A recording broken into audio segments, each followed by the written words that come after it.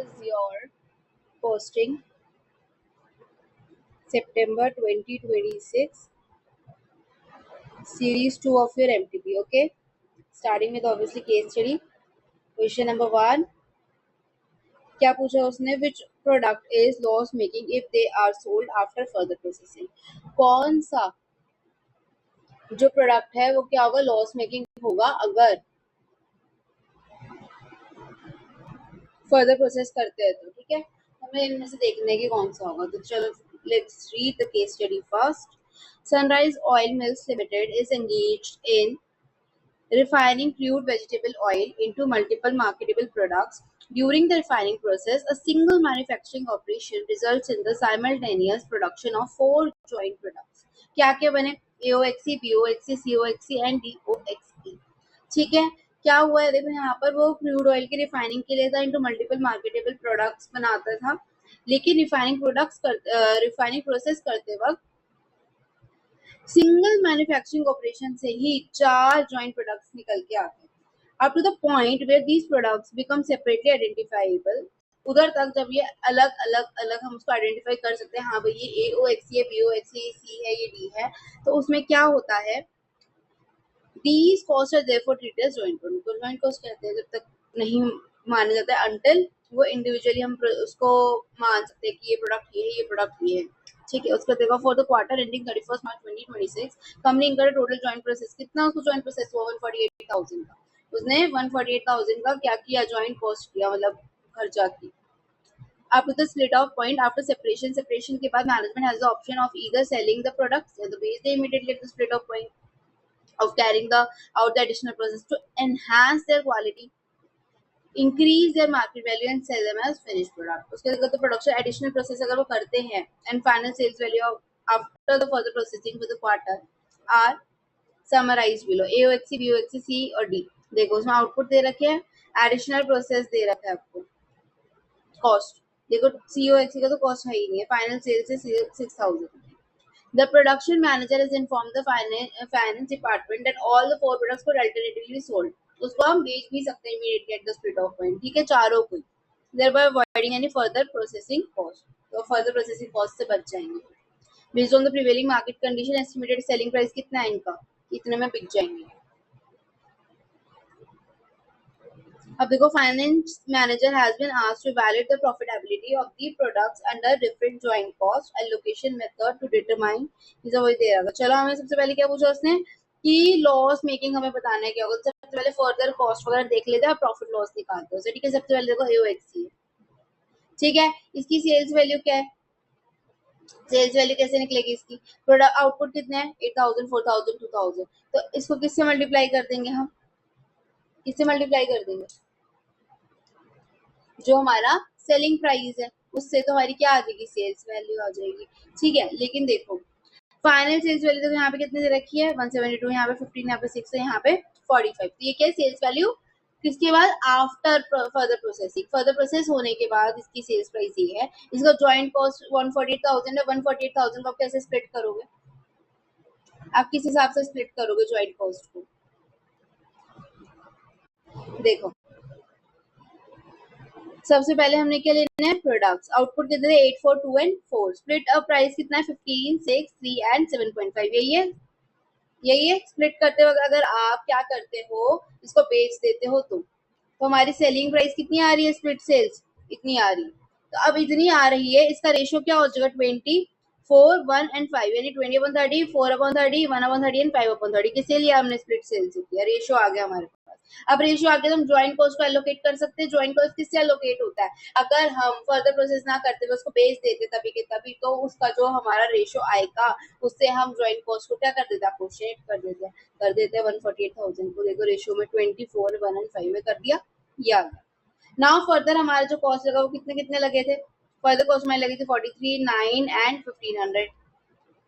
तो हमने further cost लगा दी 43, 9 and 1500. Okay, now total cost कितना हो जाएगा? ये फर्दर कॉस्ट को ऐड करोगे आप, और ये जो जॉइंट कॉस्ट का शेयर था इनको ऐड कर दोगे. आपका टोटल कॉस्ट आ गया. आपके पास रेवेन्यू था तो आपका फाइनल सेल्स सॉरी आपका रेवेन्यू था ये रहा 172, 500, 15,000, 6,000, 45,000. कहाँ से आई है?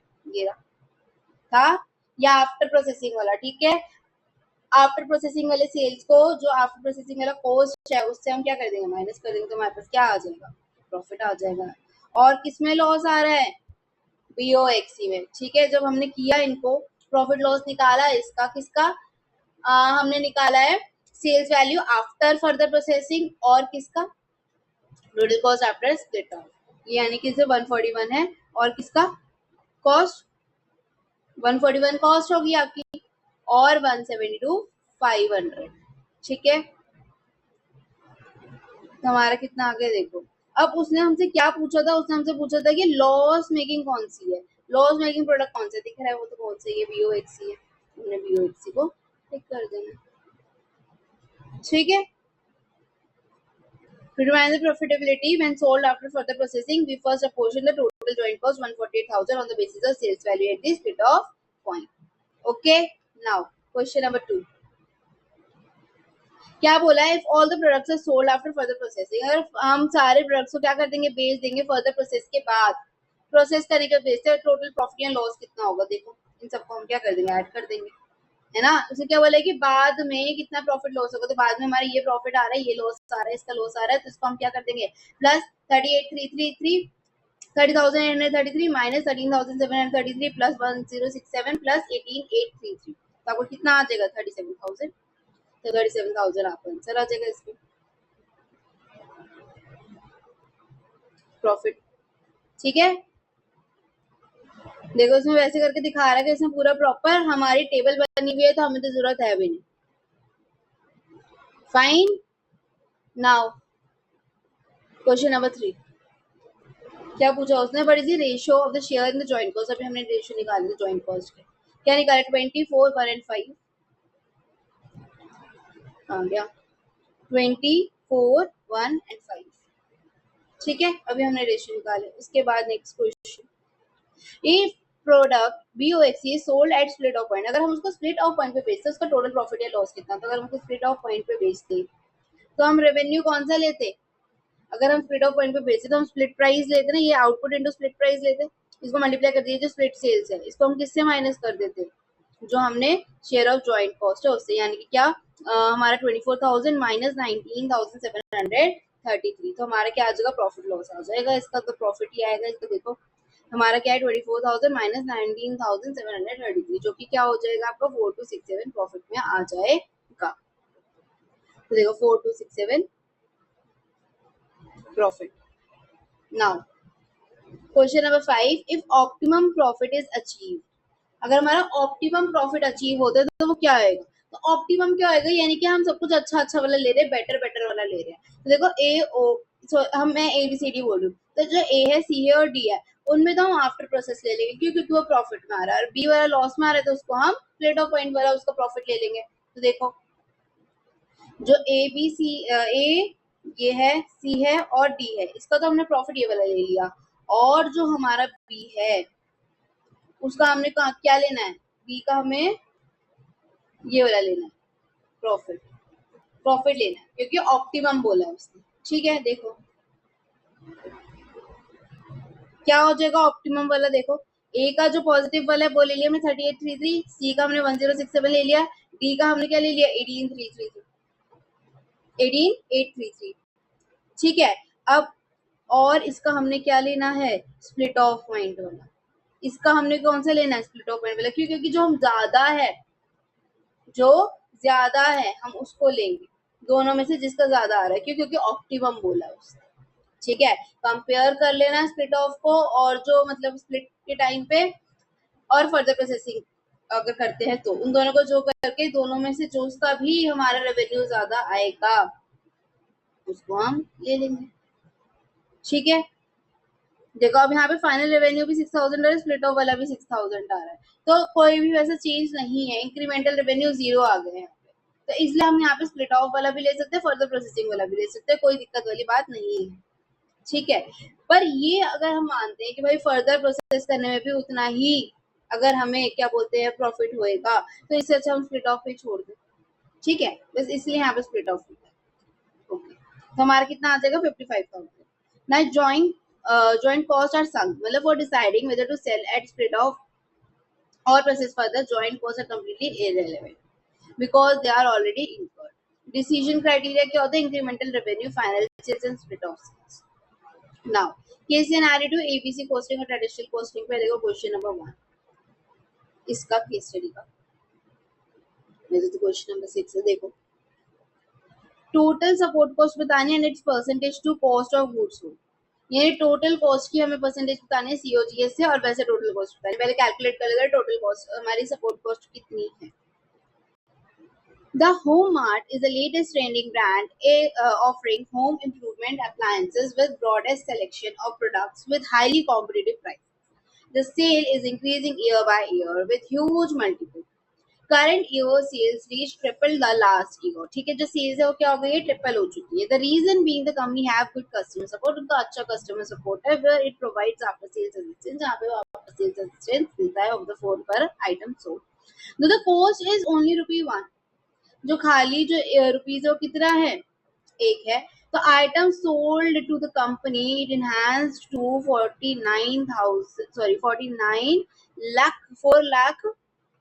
49,15,200 last year making a huge impact on the total support cost ठीक है वो क्या कह रहे हैं आप देखो जो करंट सेल्स थी वो ट्रिपल हो गई है लास्ट ईयर के मुकाबले मान लो अगर लास्ट ईयर एक्स थी तो अब 3x हो गई है रीजन क्या है कि उसका कस्टमर सपोर्ट अच्छा है it provides after sales assistance over the phone के अंदर आफ्टर सेल्स असिस्टेंस भी देता है जो भी आइटम लिखा है उस पे वो कह रहे हैं कि वो खाली ₹1 उस पे लगता है कितना लगता है कस्टमर सपोर्ट पे सिर्फ ₹1 ठीक है पर आइटम जितना भी आइटम जैसे मान लो मैंने एक आइटम बेचा है तो उस पे मेरे को ₹1 का ही कॉस्ट लग रहा है अगर मैं कस्टमर सपोर्ट भी दे रही हूँ साथ में तो it enhanced to 49,15,200 last year तो वो सेल्स के अकॉर्डिंग यानी कि हमारी सेल्स भी कितनी हुई होगी 49,15,200 क्यों सेल्स उतनी हुई होगी क्योंकि कस्टमर सपोर्ट ₹1 है कस्टमर सपोर्ट का अगर इतना हुआ है तो यानी सेल्स भी इतनी ही हुई होगी a huge impact on the total support cost all the company या फिर हम ऐसा कह सकते हैं देखो कि हमारी सेल्स अगर x है तो हमारी 49,15,200 है अब हमारी सेल्स कितनी हो गई है 3x हो गई है तो हम ये नहीं बोलेंगे कि 3 इंटू 49,15,200 का हमारा खर्चा होगा कस्टमर सेल्स का कस्टमर सपोर्ट का सॉरी अगर सेल्स 3 टाइम्स हो गई है तो हमारा कस्टमर सपोर्ट का भी तो खर्चा 3 टाइम्स हो जाएगा क्योंकि वो ₹1 है पर आइटम सोल्ड इसलिए all the company's appliances have been majorly categorized into 3 products. 3 products में बांटा fancy fans, home decor and assembled furniture. During the during the current year, the company's revenue is generated is 3,80,88,000 rupees, 8 crore 8,28,800 and this respectively. However, the cost of goods sold हमें दे रखा है revenue दे रखा है हमें क्या दे रखा है cost of goods sold दे रखा है. In the business, they are saying the packaging sells the product first time, but what's inside sells the product a second time. Following the saying, the company has a policy of taking back the cartons of the products sold relating to fancy fans to reduce the packing cost. यानी कि क्या वो पंखों का जो डिब्बा होता है फैन का जो बॉक्स होता है कार्टन होता है उसको वो वापस मंगा लेते हैं However, for smooth returning for cartons को वापस से smoothly return करने के लिए कंपनी के पास क्या होता है थोड़े से उसको कैरियर कॉस्ट देनी पड़ती है ऑन इट्स ओन मतलब उसको खर्चा करना पड़ता है कितना 5,76,000 ठीक है और उसको हम डायरेक्टली उसी प्रोडक्ट पे डायरेक्टली एलोकेट कर देते हैं अब हमें क्या दे रखा है item sold number of deliveries received number of purchases and or off shelf stocking time ठीक है company also provide the following basis की डिलीवरी की हम कैसे करेंगे ऑर्डरिंग की कैसे करेंगे सेल्फ स्टॉक की कैसे करेंगे उसने क्वेश्चन नंबर 1 क्या पूछा था हमसे हमें सपोर्ट कॉस्ट निकालनी सपोर्ट कॉस्ट कैसे निकलेगी सबसे पहले तो क्या बात हो रही है कस्टमर की कस्टमर सपोर्ट की तो इतनी थी तो मैं बोल दूं इस साल हमारी कितनी हो जाएगी 49,15,200 इंटू 3 यही मानू मैं ठीक है और हमारी क्या कॉस्ट हो रही है सपोर्ट कॉस्ट और क्या हो रही है कार्टन्स मिल रहे हैं कितना कॉस्ट लग रहा है उसमें ये भी तो हमारी सपोर्ट कॉस्ट हो गई है ना और हमारी क्या हो रहा है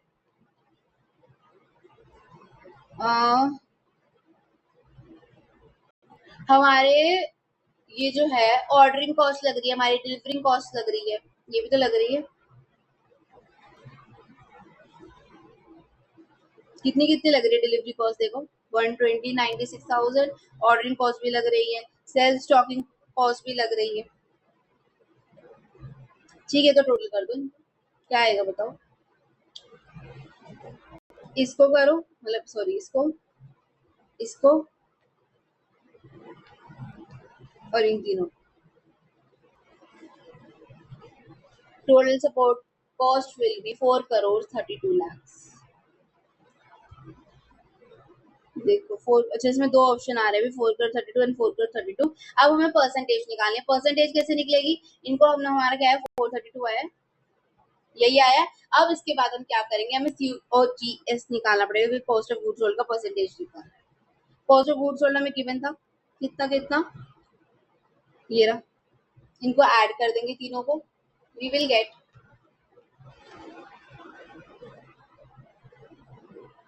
1440। ठीक है, तो कैलकुलेट करेंगे इसको, फिर हमारा क्या आ जाएगा 30%। ओके, तो हमारा कौन सा वाला आंसर हो गया इसका, फाइन।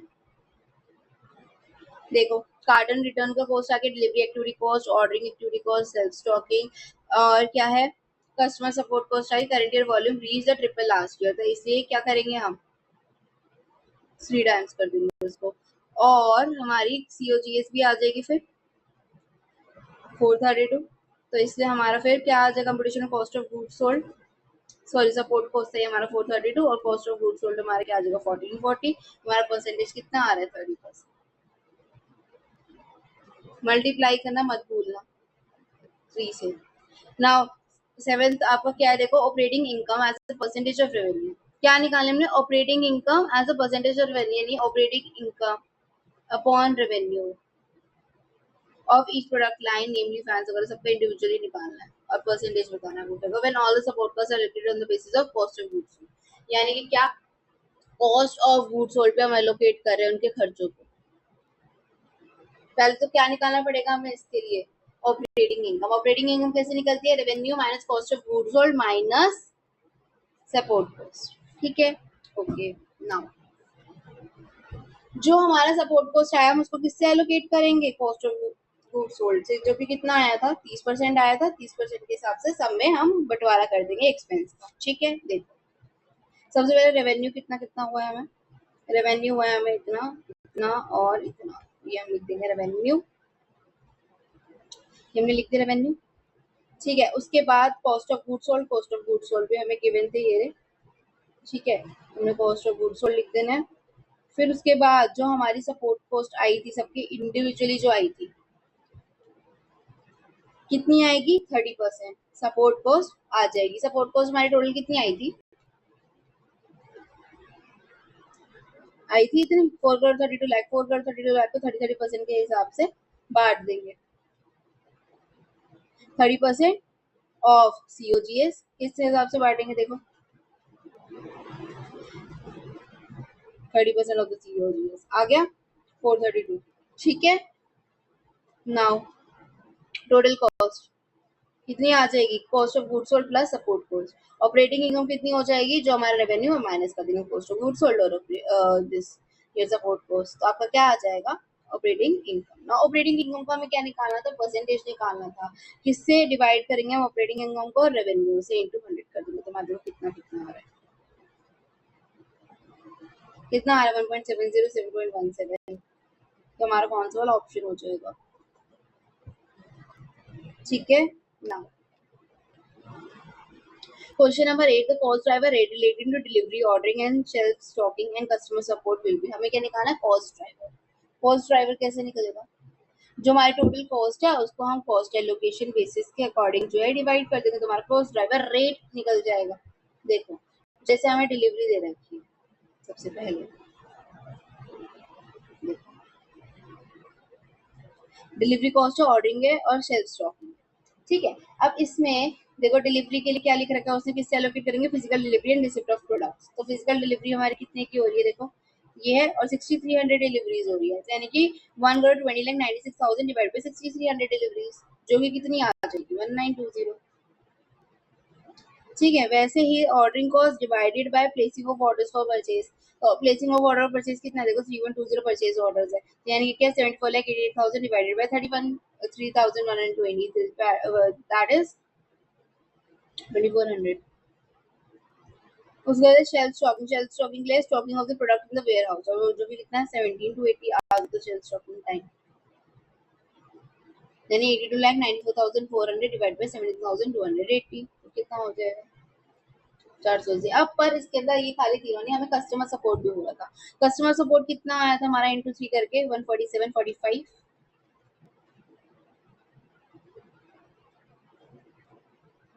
600, और हम इसको किससे करते हैं, उसमें बोलता है कॉस्ट ऑफ गुड्स सोल्ड से। कितना कॉस्ट ऑफ गुड्स सोल्ड हुआ 3 टाइम्स ऑफ दी पुरानी वाली सेल जो कि कितनी थी, इतनी थी।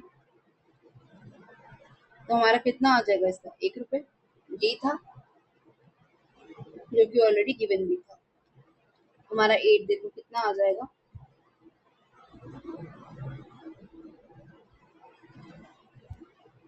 ठीक है ना। आपको वैसे कैलकुलेट करने की जरूरत भी नहीं थी, देखो 1 रुपए दे रखा है, एक तो इसमें भी दे रखा है उसने, चलो फिर तो करना ही पड़ता है आपको, याद रखो,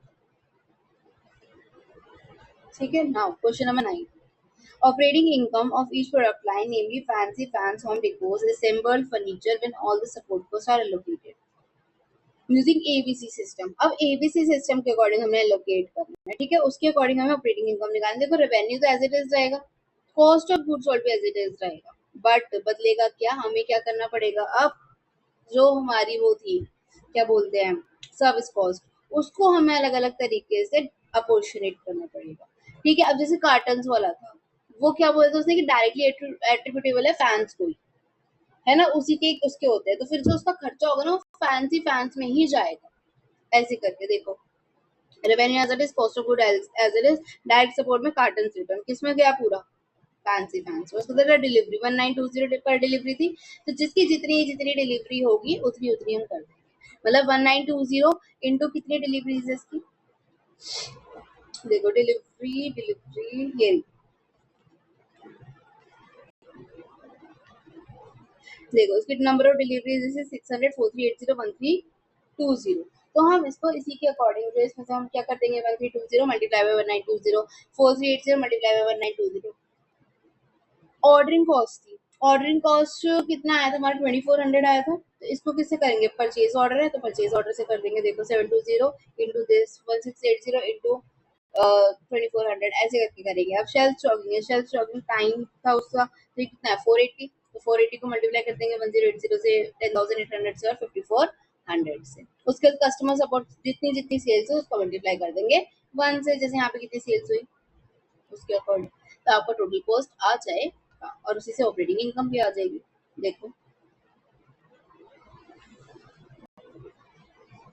देखो 1920 पर डिलीवरी, तो उसके according 2400 per order, sales stocking and customer support, total support cost आ गया, टोटल कॉस्ट आ जाएगा सीओजीएस प्लस सपोर्ट, उसके बाद ऑपरेटिंग इनकम कितनी कितनी आ गई, ठीक है। देखो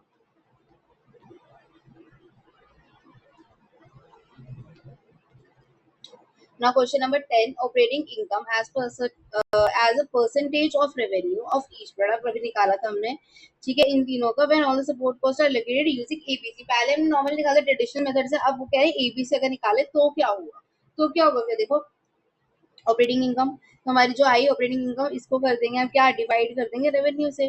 देखो 41 आया था यहाँ पे 41,04,000, यहाँ पे 6,04,800, तो उसी के अकॉर्डिंग जो क्या कर देंगे डिवाइड कर देंगे किससे, रेवेन्यू से आपके, तो हमारा आ जाएगा, ठीक है। आपका ऑप्शन नंबर आ जाएगा बी।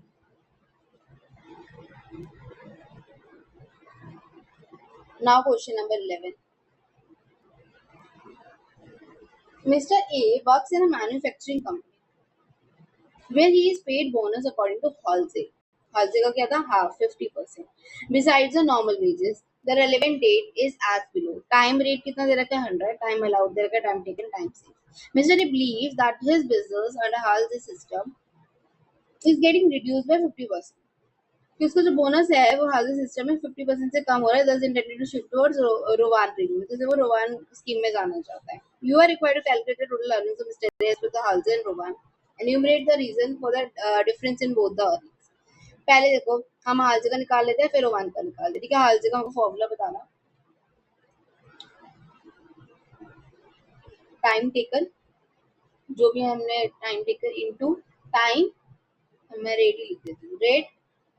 ठीक है, ये आपको पूरा हो जाएगा वैसा वाला। अब प्रीमियम के लिए क्या आएगा या बोनस के लिए क्या आएगा, 50% of time save into time rate, यानी कि रेट।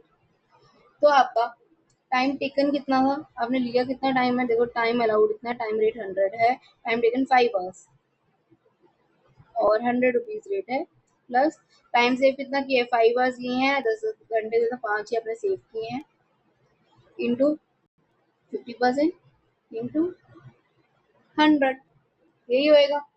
क्या आ जाएगा इसका 750। अब रोमान के हिसाब से देखते हैं, रोमान के हिसाब से क्या होता है formula,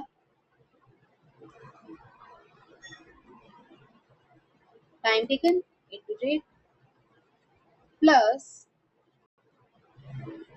time save upon time allowed into time taken into rate. ठीक है, नाउ टाइम टेकन कितना था, 5 था, रेट हमारा 100 है, टाइम भी हमने 5 सेव किया, टाइम अलाउड 10 था, time taken 5 and rate is 100। Calculate. अब मुझे बताओ जरा क्या करें, उसमें भी 750, इसमें भी 750। जब हमने टाइम टेकन ही 50% है, हमने 50% ही टाइम लिया है अपनी टाइम अलाउड, तो 50% ही हुआ। और हालत में भी हम क्या ही लेते हैं, 50% ही लेते हैं, इसलिए वो दोनों इक्वल हैं। अगर आप आधा टाइम लेते हो तो दोनों में इक्वल वेजेस आते हैं।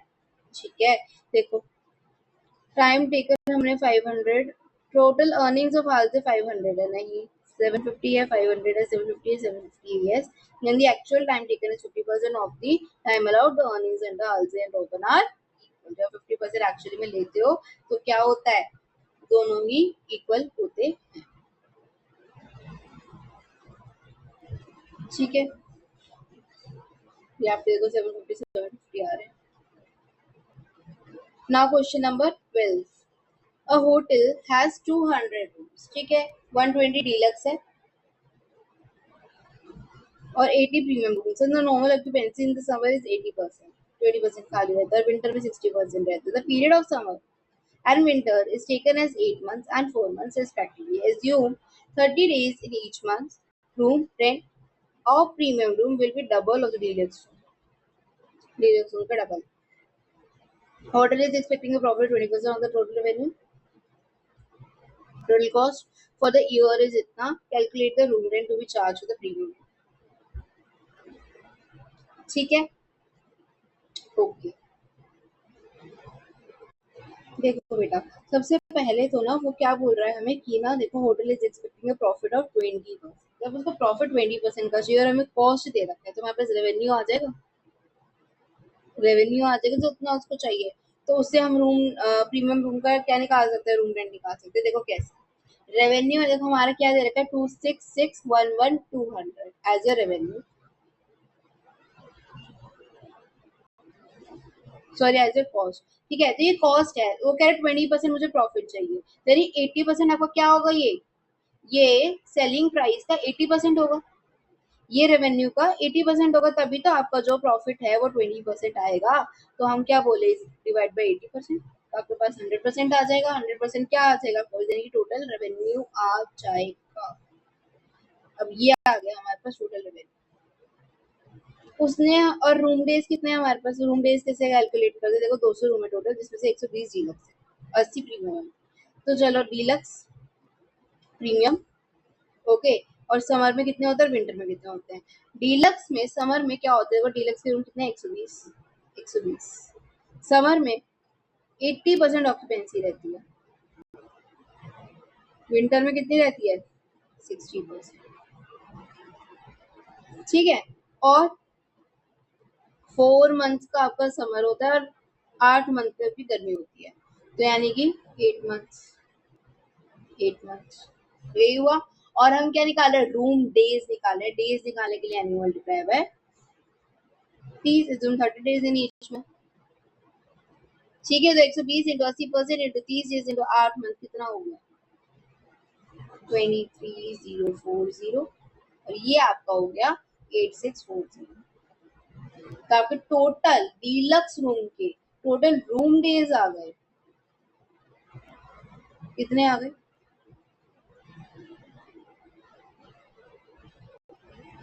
ठीक है, अब हम निकालते हैं एज इट इज प्रीमियम का, प्रीमियम का समर, प्रीमियम का विंटर। अब इसमें प्रीमियम में 80 रूम है, 80% वैकेंसी, सॉरी वैकेंसी कह रही हूँ, ऑक्यूपेंसी, और ये है 4 महीने का। यहाँ पे नहीं, गलती हो गई मेरे से, यहाँ पे आएगा 4, ठीक है, यहाँ पे आएगा 8। ओके, नाउ 8 आया हमारे, ये 80 days into 80% into 8 months into 30 days, और यहाँ पर 80 इंटू 80%, विंटर है तो 4 इंटू 30। अब इसको कैलकुलेट करो, 15,360, और इसका आ जाएगा 5760, जो कि आपका आ रहा है 212।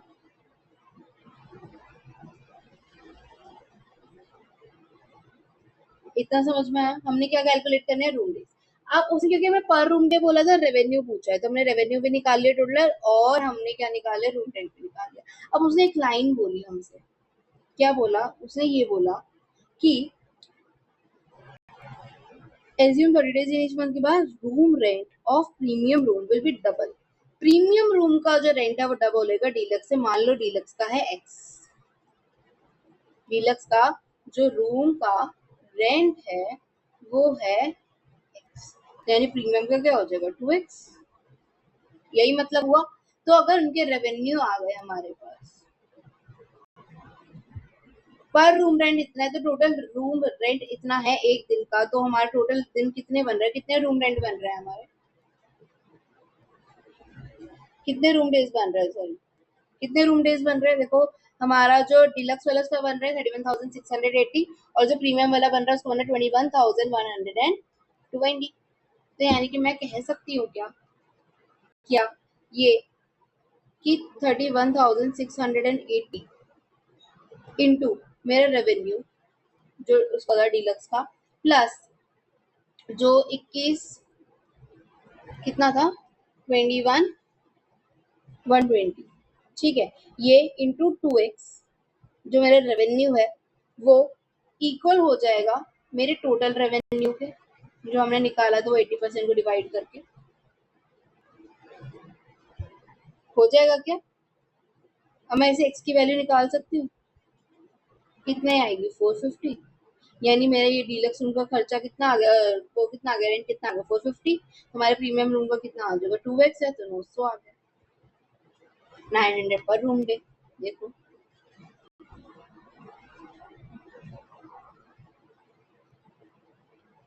Total annual operating cost, profit margin 20% of the revenue, तो आपको कॉस्ट का 80% ऑफ द रेवेन्यू हो जाएगा, तो हमारा रेवेन्यू आ गया, रेवेन्यू आ गया तो हमें रूम डेज दिखाने पड़ेंगे, जो कि हमने कैलकुलेट किए गिवन इन्फॉर्मेशन से, तो हमारा जो है 900 per room day for the premium one आ गया।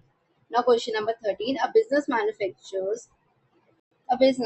manufactures single product and is preparing its production budget for the year ahead. It is estimated that 2 lakh units of the product can be sold in a year, and opening inventory जो दे रखी है वो 25,000 दे रखी है, ठीक है, sales में जो कह रहे हैं 2 लाख बिकेगा, जिसके अंदर से 25,000 मेरे पास ओपनिंग इन्वेंट्री अभी भी पड़ी है।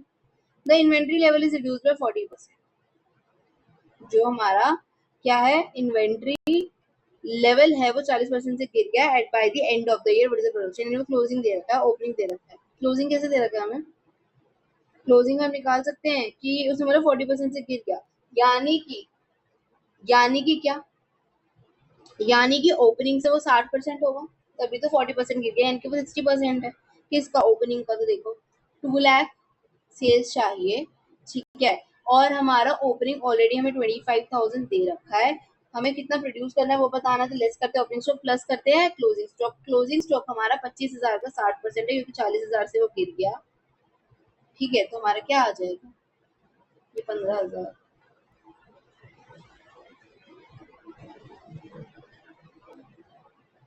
ये एमटीपी 1 में भी एमसीक्यू में ऐसे ही कोई क्वेश्चन था सेम, जिसमें हमें प्रोडक्शन बताना था, बस उसमें बजट नहीं था, उसमें नॉर्मली दे रखा था, ठीक है। देखो 2,25,000 आ गया और ये 15,000 आ गया, तो आपको कितना आ जाएगा 190,000, क्वेश्चन नंबर 14 देखो क्या बोले, the following figures are extract from the books of companies.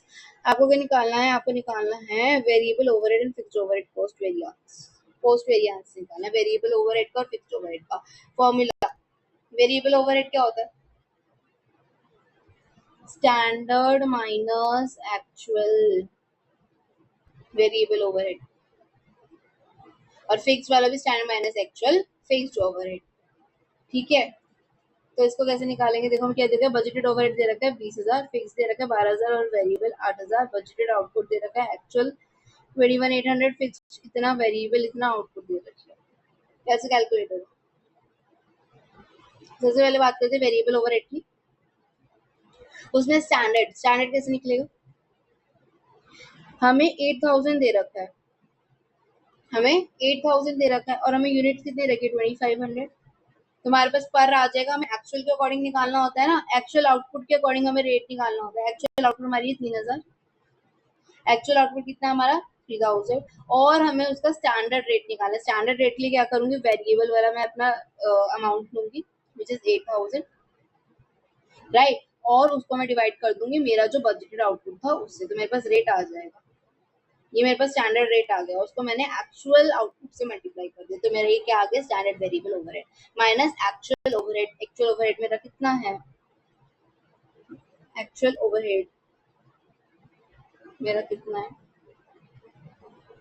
10,000 minus 10,000, ये आपका आ गया वेरिएबल का, जो कि आ जाएगा 400 एडवर्ड्स।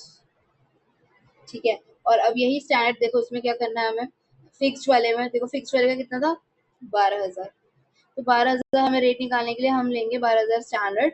ठीक है, और रुपीज 12,000 था, उसको हमने 2,500 की यूनिट से किया डिवाइड, और हमारा क्या बोलते हैं वो कितना है, एक्चुअल वाले आउटपुट कितना है 3,000, माइनस किससे कर देंगे, जो एक्चुअल का फिक्स्ड ओवरहेड है, जो कि हमारा कितना दे रखा है 11,800, तो ये हमारा आ जाएगा 2,600 फेवरेबल।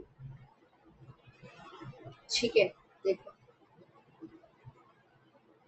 तो हमारा 400 adverse and 2,600 favourable, option A. Standard variable overhead rate per unit आ गया हमारे पास।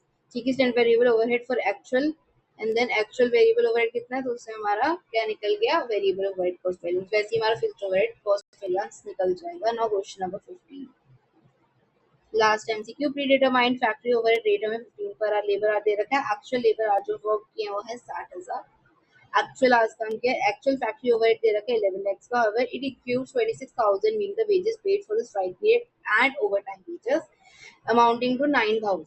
It was observed that 2 upon 3, near two-thirds of the under observed were due to inflation and rest were due to the faulty planning. कुछ तो था inflation की वजह से, कुछ था कि प्लानिंग गलत। Amount of over under absorb factory over transfer to costing PNL will be, जो अमाउंट हम किसके लिए ओवर अंडर ऑब्जॉर्प्शन के लिए करेंगे, देखो कॉस्टिंग पीएनएल में वो कितना होगा, अगर 2/3 जो है वो इन्फ्लेशन की वजह से हुआ है। तो पहले मुझे ये बताओ, इन्फ्लेशन की वजह से अगर हुआ है तो वो पीएनएल में आता है क्या, अगर आपका क्या बोलते हैं जेन्युइनली आपकी गलती है, जैसे यहाँ पे प्लानिंग गलती हुई है, प्लानिंग की गलती हुई है, तो हम उसको पीएनएल में डालते हैं, किसमें डालते हैं पीएनएल में, तो हमें इसका ही कैलकुलेट करना है, यानी में 1/3 कैलकुलेट करना है, 2/3 नहीं करना, क्योंकि उसने हमसे पीएनएल का पूछा, पीएनएल का हम 2/3 वाला नहीं देखेंगे। 2/3 वाला क्यों नहीं देखेंगे, क्योंकि वो कह रहे हैं इन्फ्लेशन की वजह से हुआ है, तो वहां पे कंपनी की गलती थी, वो अपने पीएनएल में नहीं डालेगी। इतना समझ में आया। अब देखो कैसे निकलेगा अंडर या ओवर जो भी है, सबसे पहले अंडर ऑब्जॉर्प्शन निकाल देते हैं, फिर उसका 1/3 कर लें। ऑब्जॉर्प्शन रेट कितना है हमारे पास 15, ठीक है 15 है। उसके बाद हमने एक्चुअली में काम कितना किया है 60,000 काम किया, हमने 60,000 आवर्स काम किए। ऑब्जर्व्ड ओवरहेड्स कितने हैं, ऑब्जर्व ओवरहेड्स कितने हैं 11 लाख, जो हम ऑलरेडी ऑब्जर्व कर चुके हैं वो है 11 लाख। 11 लाख से कितने हैं एक्चुअली सॉरी एक्चुअल हमारे हैं 11 लाख, एक्चुअल है हमारे 11 लाख, और अब ऑब्जर्व कितने कर चुके हैं 26,000, however it includes 26,000 the wages paid for the strike period, overtime wages जो है amounting 9,000, okay। तो एक्चुअल में हमने कितने किए 11 lakhs के, लेकिन वो क्या कह रहा है कि उसके अंदर इंक्लूड है क्या 26,000 being the wages paid for strike rates. आपने स्ट्राइक पीरियड के लिए जो उसको 26,000 दिया वो भी ऑब्जर्व है, क्या वो ओवरहेड्स होते हैं? नहीं होते, तो उसको हम 26,000 को क्या कर देंगे, माइनस कर देंगे 11 lakhs। और वो कह रहा है ओवर टाइम वेजेस 9,000 के भी। ओवर टाइम अगर कोई करता है तो उसको हम क्या ओवरहेड्स में करते हैं? हाँ, ओवरहेड्स में ही तो करते हैं ओवर टाइम को, ठीक है। तो वो तो रहेगा, वो ठीक है, लेकिन 11 लाख में से हम 26,000 क्यों माइनस कर रहे हैं? क्योंकि जो हमारे ये है स्ट्राइक पीरियड है, ये ओवर टाइम हमारा, ओ सॉरी ओवरहेड्स हमारा नहीं मानते हम उसको। तो हमारा एक्चुअल वाला क्या आ गया? एक्चुअल ओवरहेड्स क्या आ जाएंगे 1074,000। और अब मैं आपसे पूछ रही थी ऑब्जर्व्ड ओवरहेड कितना है। ऑब्जर्व्ड ओवरहेड कैसे निकालते हैं कि जो ऑब्जर्व हो गया actual hours into absorption rate. Absorption rate कितना है 15, एक्चुअल आवर्स कितने 16, 60,000, तो 60,000 इंटू 15 कर दो, कितना आ जाएगा 9 लाख। ठीक है, तो हमारे पास एक्चुअल भी आ गया और जितना किया है वो भी आ गया, एक्चुअल ओवरहेड्स भी आ गया और ऑब्जर्व्ड ओवरहेड्स भी आ गए। तो हमारे पास कितना ऑब्जर्प्शन आ जाएगा अंडर ओवर, कितना आ रहा है एक्चुअल हमारा 1074 है, ठीक है। और हमने ऑब्जर्व खाली कितना किया 9 लाख किया, तो हमने यानी कि अंडर ऑब्जर्व किया। कितना अंडर ऑब्जर्व किया हमने 174,000, इतना अंडर ऑब्जर्व किया। उसने हमसे पूछा पीएनएल में कितना जाएगा, जब वो कह रहे हैं इन्फ्लेशन की वजह से हुआ, इन्फ्लेशन वाला पीएनएल में जाएगा नहीं जाएगा। इन्फ्लेशन में कौन सा वाला जाएगा? खाली प्लानिंग की जो दिक्कत थी उसकी वजह से, यानी 174,000 का किसकी वजह से लेंगे? 1/3 की वजह से लेंगे। 130 डालेंगे खाली पीएनएल में, ठीक है, विच इज 58,000। 58,000 under absorption. आपको क्या आ जाएगा 8, ठीक है। देखो ग्रॉस एक्चुअल फैक्ट्री इतना था, लेस कर देंगे strike period wages, abnormal item है, directly charge to posting PNL, ठीक है। Exclude from normal overhead. क्या करते हैं स्ट्राइक पीरियड को? एबनॉर्मल आइटम होता है, डायरेक्टली चार्ज करेंगे पीएनएल में, हम उसको ओवरहेड्स में नहीं लेके जाएंगे। और जो ओवर टाइम की होती है नॉर्मल फैक्ट्री ओवर टाइम है, तो वो फैक्ट्री ओवरहेड का ही पार्ट रहेगा। तो नेट नॉर्मल आ गई हमारी फैक्ट्री ओवरहेड को, कितना आया हमारे 6,059 लाख, टोटल हमारा कितना हो गया 174 जो अंडर ऑब्जॉर्प्शन रह गई। अब 2/3 क्यों होता? मैंने बोला इन्फ्लेशन की वजह से था, तो प्राइस इंक्रीज, तो 2/3 174 116,000 आ गए, ठीक है। Traded via supplementary rate applied to WIP this in this 2/3 वाला, और 1/3 कितना आ गया हमारा 58,000 absorbed transfer to posting PNL. चलो एबनॉर्मल कॉज हो रहा है जैसे faulty planning, negligence, machine breakdown, तो ट्रांसफर करेंगे 100% कॉस्टिंग पीएनएल में। लेकिन अगर नॉर्मल कॉज है, नॉर्मल जैसे इन्फ्लेशन हो गया, चेंज इन प्रोडक्शन मेथड वगैरह हो गया, तो हम उसको क्या करते हैं, हम उसको सप्लीमेंट्री ओवरहेड रेट लगा के कर देते हैं, उसको पीएनएल में लेके जाने की जरूरत नहीं है। अक्रॉस कॉस्ट ऑफ सेल्स वगैरह उधर हम कस्टमर से वसूली कर सकते हैं कि इन्फ्लेशन अगर बोलते महंगाई बढ़ रही है, ये हो रहा है वो हो रहा है, तो उसमें कॉस्ट पे मतलब प्रोडक्शन जो भी हमारा प्रोडक्ट है उसमें हम पैसे बढ़ा सकते हैं। लेकिन ये बोलते हमारे से गलती हो गई थी, हमारी प्लानिंग की गलती की वजह से हुआ, तो कस्टमर क्यों देगा? तो वो हम पीएनएल में डालते हैं, अपना खर्चे में डालते हैं, ठीक है। Now descriptive part, question number 1 है फैक्ट्री ओवरहेड एब्जॉर्प्शन। क्या देखो in factory the average annual charge for direct wages amounting 4,80,000. The following are some of the expenses, the average figure for the year incurred inside the factory. Work manager salary दे रखी है, other emoluments and emoluments कितने दे रखे हैं 50,000 के, factory rent and rates 36,000, total area वगैरह दे रखा है। आपको क्या निकालना है? Work order is executed in a shop occupying 3,000 square feet and cost जो थी उसकी 10,000 थी, and wages if the total wages for the all work order executed in the shop amounting 160, calculate करना है total amount of factory overhead charges for his work order, ठीक है। now